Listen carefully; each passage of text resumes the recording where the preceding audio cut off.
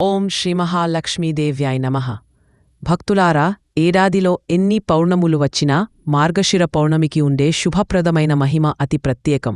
అదీ కాకుండా 2025లో ఈ పౌర్ణమి గురువారం రోజునే రావడం మరింత పవిత్రం. ఈ రోజు ఎందుకు అంత విశిష్టమైనది? ఏ పూజలు చేస్తే అసాధారణమైన శుభఫలాలు కలుగుతాయి? ఏ క్షణాలు అత్యంత శుభప్రమాణం?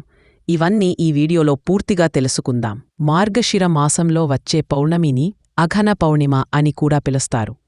ఈ రోజున శ్రీ మహావిష్ణువు, మహాలక్ష్మీదేవి, చంద్రదేవుడు ఈ ముగ్గురి అనుగ్రహం పొందడానికి ప్రత్యేక పూజలు చేస్తారు.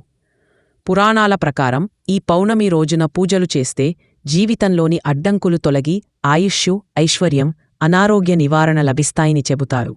పండితుల ప్రకారం శ్రావణంలో శుక్రవారం, మాఘంలో ఆదివారం, కార్తీకంలో సోమవారం, మార్గశిరంలో గురువారం అత్యంత పవిత్రంగా భావిస్తారు.